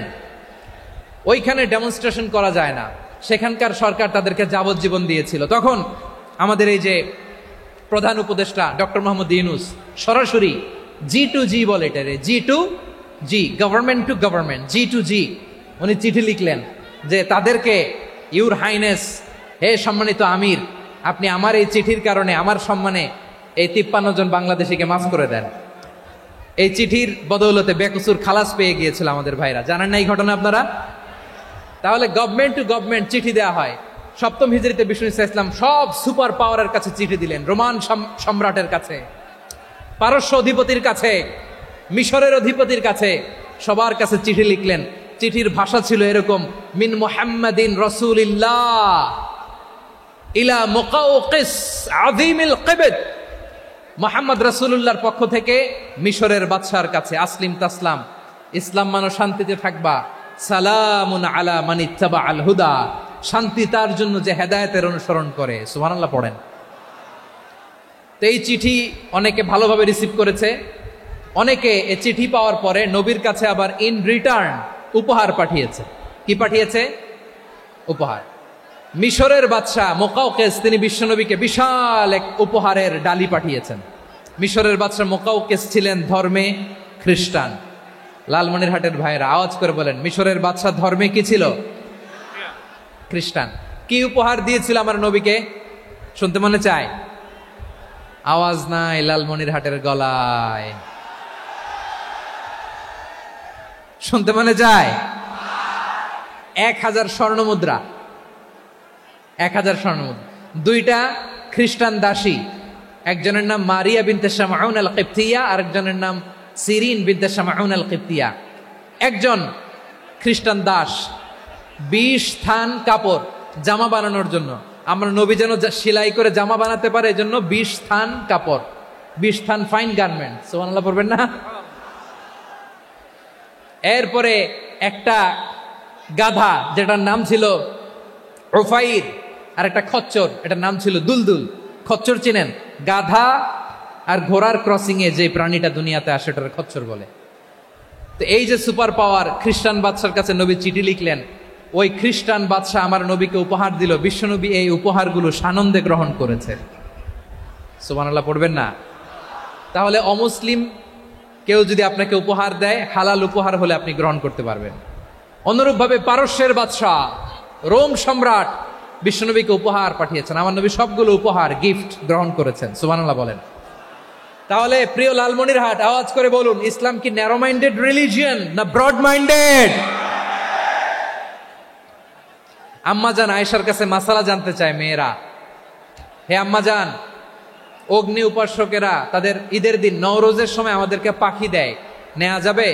উনি বললেন, ওরা জবাই করে দিলে নেওয়া যাবে না, কিন্তু ওরা যদি ফলমূল এরকম খাবার দেয় এগুলো নেওয়া যাবে। তার মানে অমুসলিমদের দেয়া উপহার এটা গ্রহণ করা যায়। সুবহানাল্লাহ বলেন। শুধু তাই নয়, বিষ্ণু ঈসা ইসলাম অমুসলিমদের সাথে আর্থিক লেনদেনও করেছেন, ফিনান্সিয়াল ডিলিং করেছেন। অমুসলিমদের সাথে প্রয়োজনে আপনি ফিনান্সিয়াল ডিলিং করতে পারবেন। আমরা প্রায় দেখি বাজারের মিষ্টির দোকানগুলো আমার হিন্দু ভাইদের, তারপরে যে বারবার সব চুল কাটে যে নাপিত, অধিকাংশ নাপিতের দোকানে কারা? আমার হিন্দু ভাইরা। তা আপনি চুল কাটতে পারবেন কিনা বলেন? পারবেন। তার দোকান থেকে দই মিষ্টি কিনতে পারবেন কিনা? হ্যাঁ, আমার মুসলিম ভাইয়ের দোকান থাকলে ওইটারে আমি বেশি প্রায়োরিটি দিব, ঠিক কিনা? কিন্তু যদি তাদের সার্ভিস নিতে চান, প্রোডাক্ট নিতে চান, পারবেন। তার দলিল সহিহ বুখারী, আম্মা জান আয়েশা রাদিয়াল্লাহু তাআলা আনহা বলেন, ইশতারা রাসূলুল্লাহ সাল্লাল্লাহু আলাইহি ওয়াসাল্লাম মিন ইয়াহুদিয়িন তুআমান ওয়া রাহানাহু দিরআহু মিন হাদিদ। রাসূল সাল্লাল্লাহু আলাইহি ওয়াসাল্লাম এক ইহুদির কাছ থেকে, কার কাছ থেকে? সবাই বলে নাই, কার কাছ থেকে? আমার নবী, পেয়ারা নবী এক ইহুদির কাছ থেকে জব কিনেছিল, জব, বার্লি, যেটা দিয়ে রুটি বানায়। ওই জবের দাম দেওয়া টাকা পয়সা নবীর কাছে ছিল না, ফলে নবী ওনার একটা পোশাককে মর্গেজ রেখেছিলেন, মর্গেজ, বন্ধক, যে এখন এটার দাম দিতে পারবো না, কয়েক কেজি বার্লি নিয়ে যাই আর বন্ধক হিসেবে আমার জামাটা রেখে গেলাম, যেই দিন দাম দিব ওই দিন জামাটা ছুটাই নিয়ে যাব। সুবহানাল্লাহ পড়বেন না? বাকিতে নিছিলেন, বাকিতে। দিরআহু মিন হাদিদ, লোহার তৈরি বর্ম, মানে যুদ্ধের পোশাক, লোহা দিয়ে বানানো। বিষ্ণুনবী বললেন, কয়েক কেজি জব দাও, টাকাটা পরে দিব, এখন টাকা নাই, বন্ধক হিসেবে, মর্গেজ হিসেবে আমার জামা রেখে গেলাম, যখন টাকা দিব জামা ছুটায় নিব। আওয়াজ করে বলতে হবে সুবহানাল্লাহ। এ থেকে বোঝা গেল অমুসলিমদের সাথে ফিনান্সিয়াল ডিলিং করা যায়, অর্থনৈতিক লেনদেন করা যায়, কেনাবেচা করা যায়, প্রোডাক্ট কেনা যায়। এমনকি আমাদের মসজিদে নববীতে বারান্দায় আপনার একটা অটোমেটিক ফ্লাইং আমব্রেলা দেখছেন? সূর্য যখন বাড়ে মসজিদে নববীর বারান্দায় ইয়ার্ডের মধ্যে অটোমেটিক্যালি কিছু আমব্রেলা আছে, সাঁ করে খুলে যায়, আর সূর্যের তাপ লাগে না। আবার সন্ধ্যাবেলায় এই আমব্রেলাগুলো ওরা ক্লোজ করে ফেলে, দেখেন নাই না? দেখছেন? এই মসজিদে নববীকে সর্বোচ্চ উন্নত মানের কনস্ট্রাকশন ইনফ্রাস্ট্রাকচারে ডেভেলপ করার জন্য কর্তৃপক্ষ কিছু অমুসলিম ইঞ্জিনিয়ারের, ডিজাইনারের সহায়তা নিয়েছিল। সুবহানাল্লাহ বলেন।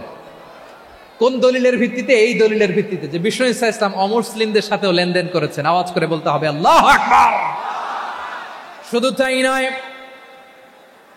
ইন কেস অফ ইমার্জেন্সি, প্রয়োজনে ইসলামের খাতিরে, ইসলামকে সামনের দিকে এগিয়ে নিয়ে যাওয়ার জন্য অমুসলিমদের সাপোর্ট নেওয়া জায়েজ আছে। সুবহানাল্লাহ বলেন। অমুসলিমদের সাপোর্ট নেয়া, তাদের থেকে অর্থ নেয়া, পলিটিক্যাল সাপোর্ট, পলিটিক্যাল অ্যাসাইলাম নেওয়া জায়েজ আছে। আমাদের অনেক বিশ্ববরেণ্য দায়ীরা আমেরিকায় অস্থায়ীভাবে অ্যাসাইলাম নিয়ে থাকে, নিজের দেশে গেলে ফাঁসিতে ঝুলাই দিবে। যুগ যুগ ধরে দায়ীদের উপরে এরকম অত্যাচার আর নির্যাতন আছে না নাই? মিশরের অনেক দায়ীরা পাশ্চাত্যে যেয়ে থাকে, এই যে তারা পলিটিক্যাল অ্যাসাইলাম নিয়ে থাকে, রাজনৈতিক আশ্রয়, এটা জায়েজ আছে না? এটা যে জায়েজ আছে তার প্রমাণ স্বয়ং বিশ্বনবী সাল্লাল্লাহু আলাইহি ওয়াসাল্লাম পলিটিক্যাল সাপোর্ট নিয়েছিলেন অমুসলিমদের কাছ থেকে। সুবহানাল্লাহ বলেন।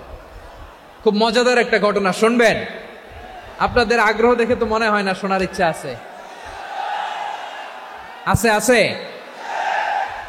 আমার ভাইরা, বিশ্বনবীর বয়স তখন প্রায় 51 বছর। কত বছর? বিশ্বনবীর সবচেয়ে কাছের মানুষ খাদিজা রাদিয়াল্লাহু তাআলা আনহা ইন্তেকাল করেছেন। বিশ্বনবী বড্ড কষ্ট পেলেন, হৃদয়টা ভেঙে খান খান। যিনি ঘরের ভেতরে বিশ্বনবীকে সান্ত্বনা দিতেন, ভালোবাসা দিতেন, বাইরে গেলে কুরাইশরা বকাঝকা করে, অত্যাচার করে, কিন্তু আম্মাজান খাদিজা রাদিয়াল্লাহু তাআলা আনহা ঘরটারে এমন শান্তির নীড় বানায় রেখেছেন, এই ঘরের ভিতরে ঢুকলে বিশ্বনবীর কলিজাটা ঠান্ডা হয়ে যেত।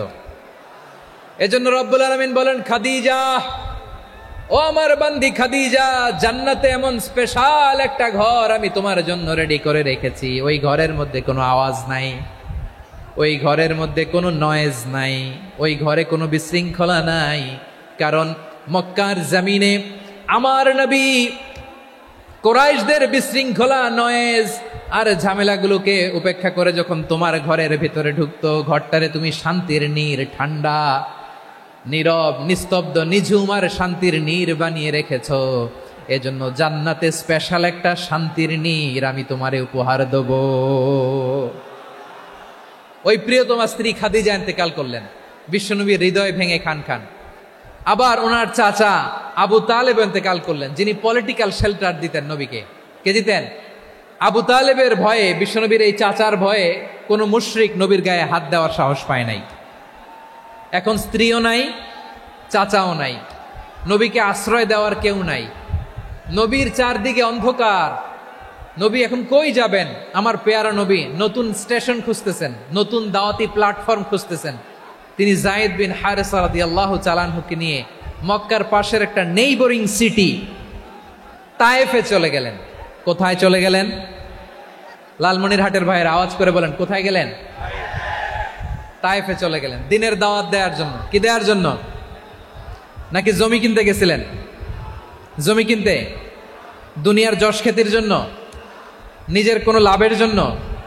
তায়েফবাসীদেরকে জাহান্নামের আগুন থেকে বাঁচানোর জন্য। আওয়াজ করে বলতে হবে, ঠিক কিনা? বিশ্বনবী বিশাল মরুপথ, পাহাড়ি পথ পাড়ি দিয়ে তায়েফের মরুজমিনে গেলেন কোরআনের দাওয়াত নিয়ে, ইমানের দাওয়াত নিয়ে। কিন্তু তায়েফের লোকেরা বিশ্বনবীর দাওয়াতকে শুধু প্রত্যাখ্যান করেই থামে নাই, তারা বিশ্বনবীর সাথে অত্যন্ত খারাপ আচরণ করেছে। বিশ্বনবীকে শারীরিকভাবে হেনস্থা করেছে, আমার নবীকে শারীরিকভাবে অত্যাচার করেছে, আমার পেয়ারা নবীর গায়ে পাথর মেরেছে, বিশ্বনবীর গা বেয়ে ঝরঝর করে রক্ত ঝরেছে, নবী জামিনের মধ্যে লুটিয়ে পড়েছেন, আবার মেরেছে, আবার নবী হাঁটতে শুরু করলেন, পেছন থেকে আবার মেরেছে, আবার নবী রক্তাক্ত হয়ে জামিনের মধ্যে লুটিয়ে পড়লেন, আবার মেরেছে। বিশ্বনবীর মতো এত সুশ্রী মানব, বিশ্বনবীর মতো এত শুভ্র মানব, বিশ্বনবীর মতো এমন চমৎকার দেহাবয়ব দিয়ে রব্বুল আলামিন কাউকে বানান নাই। এরকম চমৎকার মানুষটাকে তারা তায়েফের ওই জামিনে রক্তাক্ত করেছে। বিশ্বনবী দুনিয়ার কোনো স্বার্থের জন্য সেখানে যান নাই, নিজের কোনো লাভের জন্য, প্রাপ্তির জন্য যান নাই, তায়েফবাসীদের জাহান্নামের আগুন থেকে বাঁচাতে গিয়েছেন। ঠিক কিনা বলেন? খেয়ে না খেয়ে দিন প্রচারের কাজে নিজেকে দিয়েছ বিলিয়ে, তায়েফের কাফিরেরা চিনল না সে আলো, দুষ্ট ছেলেদের পিছু দিল লেলিয়ে, পাথরের আঘাতে ক্ষত বিক্ষত হয়ে সারা শরীর থেকে রক্ত ঝরে। হে রাসূল তোমাকে ভুলি আমি কেমন করে, হে রাসূল তোমাকে ভুলি আমি কেমন করে। পারেন না আপনারা? ধরুন আমার সাথে, হাজার ব্যথা বেদনার পরে ফিরে আসনি তুমি আপন ঘরে, দিনের আলো তুমি ছড়িয়ে দিতে চলে গেলে মদিনায় মক্কা ছেড়ে।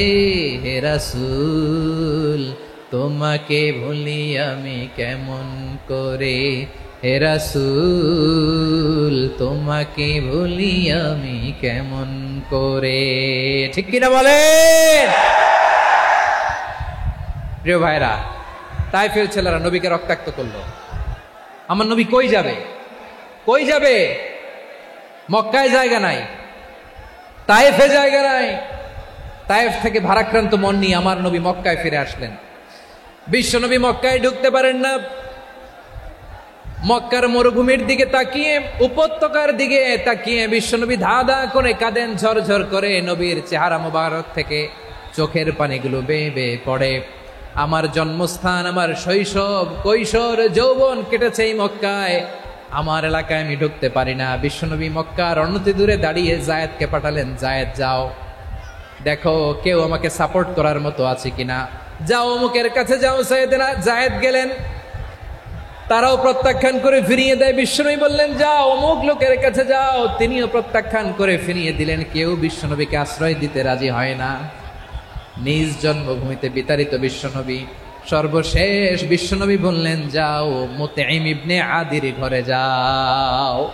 মুতঈম ইবনে আদি মুশরিক, তার কাছে যাও। গেলেন, মুতঈম ইবনে আদি রাজি হয়ে গেল। সুবহানাল্লাহ বলেন। দেখেন, অনেক বিপদের সময়ও আমি নিজে সাক্ষী, সামাজিকভাবে রাজনৈতিকভাবে কত ঝঞ্ঝা, কত ষড়যন্ত্র, কত কনস্পাইরেসি পাড়ি দিয়ে আমাদেরকে সামনে এগিয়ে যেতে হয়। এই শত্রুদের ভেতরেও একজনকে দাঁড় করিয়ে দেয় যে আল্লাহর কোরআনের জন্য রেডি হয়ে যায়। পড়েন সুবহানাল্লাহ। মুতঈম ইবনে আদি, আল্লাহ তার মনকে নরম করে দিলেন। মুতঈম বলে, মুহাম্মদ আমি তোমাকে আশ্রয় দিব। তার দুই ছেলেকে পাঠালেন, যাও খোলা তলোয়ার নিয়ে, স্কট দিয়ে, গার্ড অফ অনার দিয়ে মোহাম্মদকে মক্কায় ঢুকাও, আর বলো আমি আমান দেব। আমান কি দিব? আমান মানে সিকিউরিটি, নিরাপত্তা। সিকিউরিটি ছাড়া, আমান দেওয়া ছাড়া কেউ থাকতে পারতো না মক্কায়। দুই ছেলে বিষ্ণু ঈসা ইসলামকে নিয়ে আসলো। নবী কাবার চারদিকে তাওয়াফ করলেন, নামাজ পড়লেন। আবু জাহেল, উতবা, শাইবা, ওয়ালিদ ইবনে মুগীরা সবাই দেখে, কেউ কিছু করতে পারে না। কারণ মুতঈম ইবনে আদি ঘোষণা দিয়েছেন, আমি মোহাম্মদকে আমান দিয়েছি, মোহাম্মদের গায়ে যেন কেউ স্পর্শ না করে। আওয়াজ করে পড়েন সুবহানাল্লাহ। নবীর এই বিপদকালে মুহূর্তে মুতঈমের হৃদয়টারে নরম করে দিল কে? আচ্ছা, লালমনিরহাটের ভাইয়েরা বলেন, এই মুতঈম কি মুসলিম ছিল না মুশরিক? সবাই বলতে হবে, মুসলিম না মুশরিক? তাহলে মুশরিকের কাছ থেকে নবী পলিটিক্যাল অ্যাসাইলাম, আধুনিক রাষ্ট্রবিজ্ঞানের ভাষায় পলিটিক্যাল অ্যাসাইলাম, যেটাকে বলে রাজনৈতিক আশ্রয়, ওনার আমান বা নিরাপত্তার এই ঘোষণায় তিনি মক্কায় ঢুকলেন। যতদিন নিরাপত্তা ছিল ছিলেন।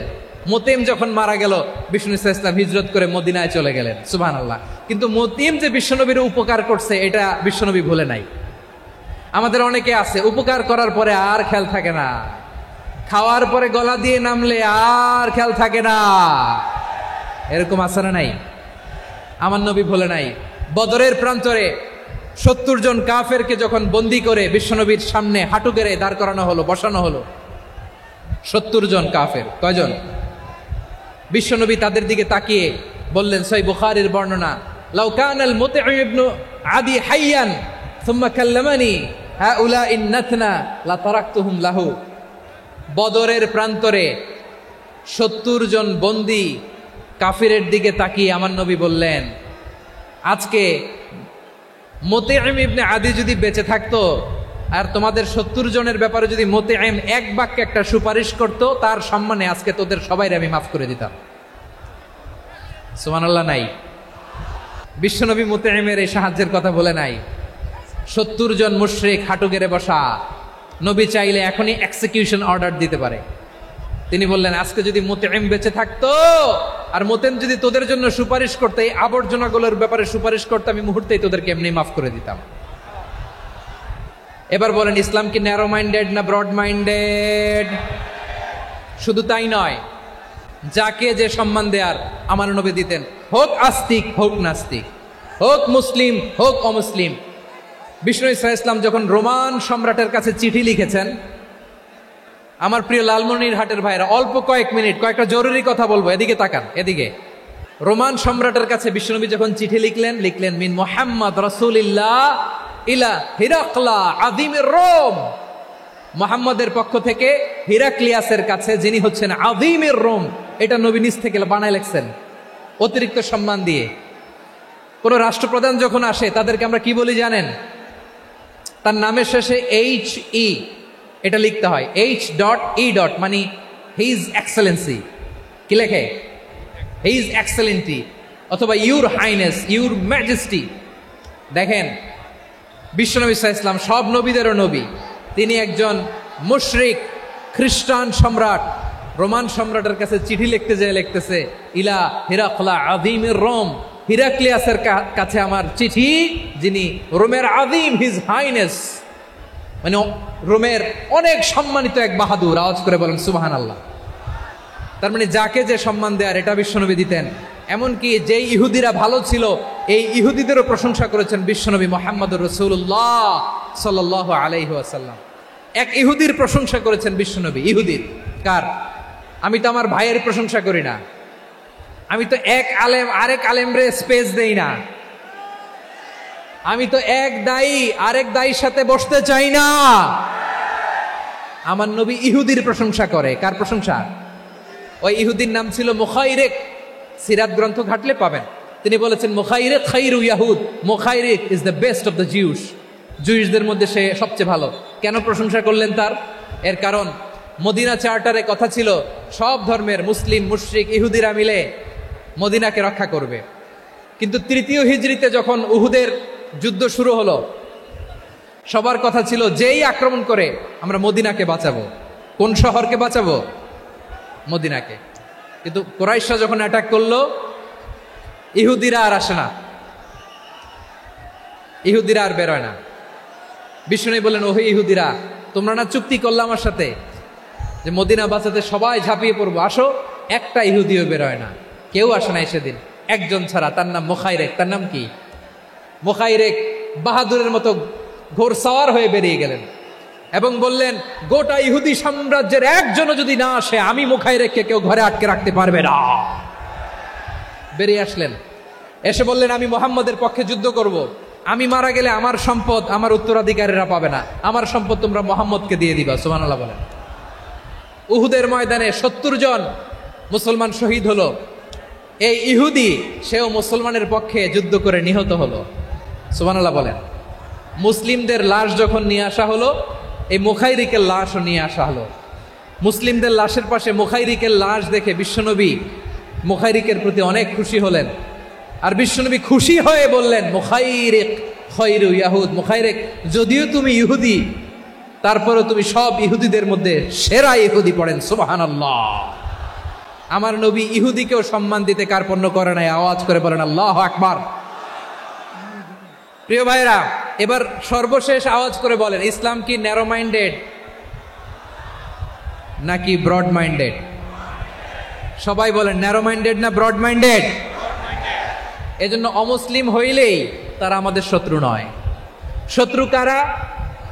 এই লালমনিরহাটের ভাইয়েরা শোনেন, শত্রু কারা? যে সমস্ত অমুসলিম আমাদেরকে নিশ্চিহ্ন করে দিতে চায়, যে সমস্ত অমুসলিম আমাদের ভূখণ্ড থেকে আমাদেরকে তাড়িয়ে দিতে চায়, যে সমস্ত অমুসলিম আমার ধর্ম নিয়ে তুচ্ছতাচ্ছিল্য করে চিল্লায় বলেন ঠিক কিনা, তারা আমাদের শত্রু। সাধারণ অমুসলিমরা আমার শত্রু নয়। এই যে হিন্দুরা থাকে, এরা আমার ভাই, বৌদ্ধরা আমার ভাই, খ্রিস্টানরা আমার ভাই, ইহুদিরা আমার ভাই। তারা দিনই ভাই নয়, তারা মায়ের পেটের ভাই নয়, তারা মানবিক দিক থেকে ভাই। ও মানুষ, আমিও মানুষ। ইসলাম মানুষকে সম্মান করে, চিল্লায় বলো ঠিক কিনা। যারা আমাদের অস্তিত্বকে নিশ্চিহ্ন করতে চায়, যারা আমাদের ভূখণ্ডকে দখল করতে চায়, যারা আমাদেরকে নিয়ে মকারি করে, ফান করে, টিটকারি করে, আমার ধর্ম নিয়ে খেলা করে, তাচ্ছিল্য করে, ওদের বিরুদ্ধে আমাদের জিহাদ। সাধারণ মুসলিম আমাদের শত্রু নয়।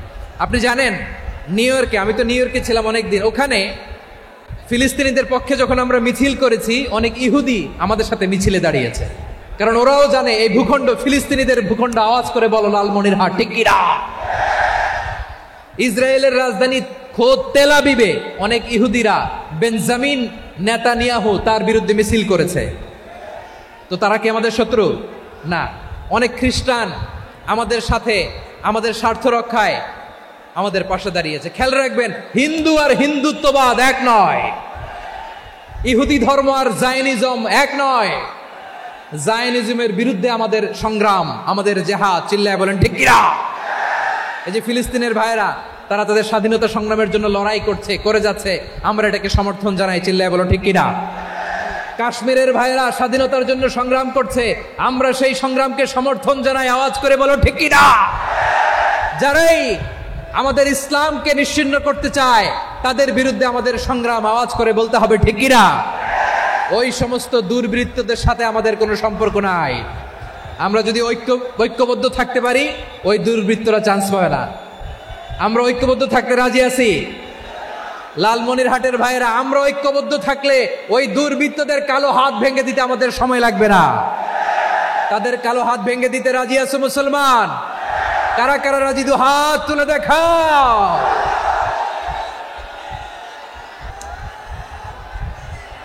আমার প্রাণ প্রিয় লালমনিরহাটের ভাইয়েরা, শত্রু কাফের আর অশত্রু কাফেরের মধ্যে পার্থক্য আছে না নাই? আবু তালেবও মুশরিক, আবু জাহেলও মুশরিক, কিন্তু দুই মুশরিকে পার্থক্য আছে না নাই?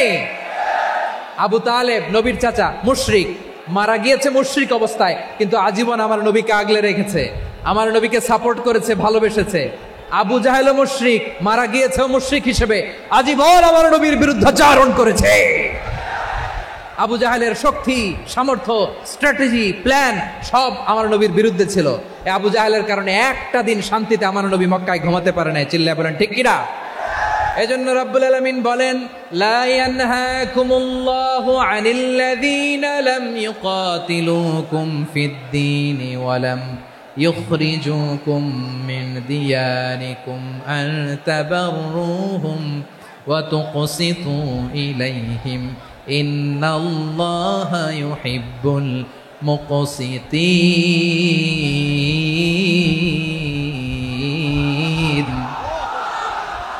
আল্লাহ বলে, গোলামেরা শোনো শোনো, যে সমস্ত অমুসলিম তোমাদের সাথে ধর্মযুদ্ধে লিপ্ত হয় না, তোমাদের বিরুদ্ধে যে সমস্ত অমুসলিম অস্ত্র ধরে না, যে সমস্ত অমুসলিম তোমাদেরকে তোমাদের জন্মস্থান থেকে, ভূখণ্ড থেকে তাড়িয়ে দেয় না, তাদের সাথে ভালো আচরণ করতে আমি আল্লাহ নিষেধ করি নাই। তাদের সাথে সদাচরণে কোনো নিষেধাজ্ঞা নাই, বরং তাদের সাথে সদাচরণ করো, এটাই আমি আল্লাহ চাই। তাহলে আমার যে অমুসলিমরা আমাদের সাথে শত্রুতা করে না, তুচ্ছতাচ্ছিল্য করে না, আমাদের ভূমি থেকে আমাদেরকে উচ্ছেদ করতে চায় না, আমাদের বিরুদ্ধে অস্ত্র ধরে না, ওই অমুসলিম ভাইদের সাথে আমাদের কোনো দ্বন্দ্ব আছে?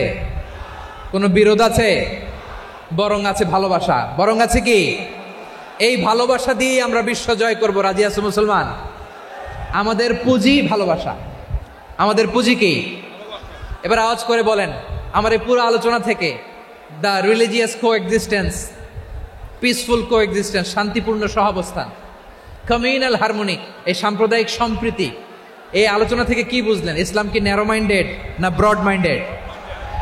এই ব্রড মাইন্ডেড হৃদয় নিয়ে, ভালোবাসা দিয়ে আমরা বিশ্ব জয় করতে চাই। রাজি আছেন? আল্লাহ কবুল করুক। আমরা সবাই পড়ি আমিন। লালমনিরহাটের জেলা স্টেডিয়ামে আমার প্রিয় মায়েরা, বোনেরা, আপনাদের জন্য একটা হাদিস বলে শেষ করব। বিশ্বনবী বলেন, আমার মায়েরা খেয়াল করে শুনুন, বিশ্বনবী আপনাদের উদ্দেশ্য করে বলেন, আল মারআতু ইযা সাল্লাত খামসাহা ওয়া সামাত শাহরাহা হাফিজাত ফুরুজাহা আতাআত বা'লাহা ফালতাদখুল মিন আইয়ি আবওয়াবিল জান্নাতি শাআত। বিশ্বনবী বলেন, ও রমণীরা, ও নারীরা, যে সমস্ত নারী এই 4টা কাজ করবে, এই 4টা কাজের গ্যারান্টি দিবে, তাদেরকে জান্নাতের 8টা দরজার গ্যারান্টি দেয়া হবে। কি 4টা কাজ? 1 নম্বর, আল মারআতু ইযা সাল্লাত খামসাহা, যে নারী 5 ওয়াক্ত নামাজ পড়ে। কি করে? জেলা স্টেডিয়ামে অবস্থানরত আমার নারীরা, বোনেরা, বিশ্বনবী আপনাদেরকে 4টা কাজের কথা বলেছেন, খুব বেশি না। 4টা করলে 8 জান্নাতের দরজা সব খোলা। কোনটা দিয়ে যাবেন? যেটা দিয়ে মনে চায়। 1 নম্বর 5 ওয়াক্ত নামাজ।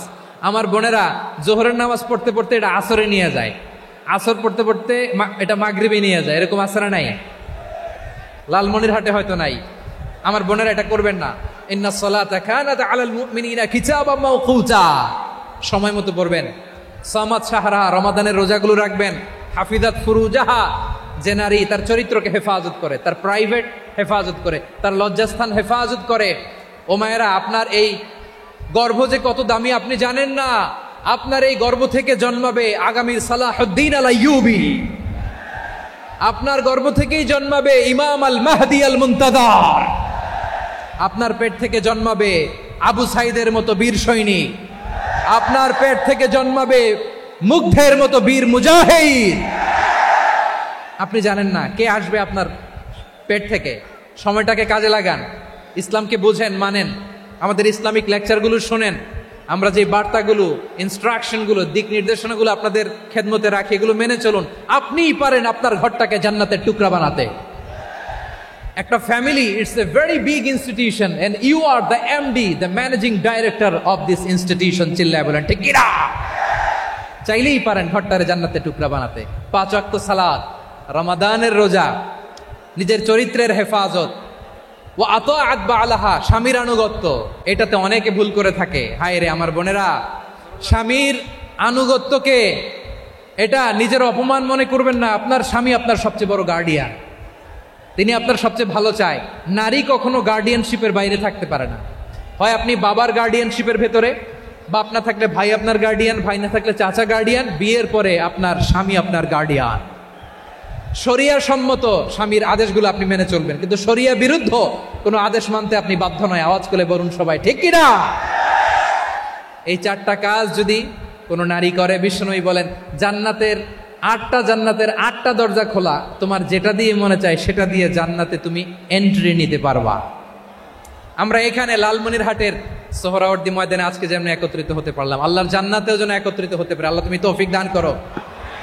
আল্লাহ আমার এই কলিজার টুকরা যুবক ভাইদেরকে তুমি ওমরে ফারুকের মতো কবুল করো। জেলা স্টেডিয়ামে অবস্থানরত আমার মা বোনদেরকে তুমি ফাতেমার মতো, খাদিজার মতো কবুল করো। আমাদের কলিজার টুকরা সন্তানদেরকে তুমি সালাউদ্দিন আল আইয়ুবীর মতো কবুল করো। এই যে ইসলামিক সোসাইটি লালমনিরহাটকে আল্লাহ তুমি কবুল করো। বিশ্ব মানবতার পক্ষে বলে না ঝারি, মজলুম জনতার পক্ষে বলে না ঝারি, আল কুরআনের পক্ষে বলে না ঝারি, রসুলের সুন্নার পক্ষে বলে না ঝারি, মিজানুর রহমান আঝারি, মিজানুর রহমান আঝারি, মিজানুর রহমান আঝারি, মিজানুর রহমান আঝারি।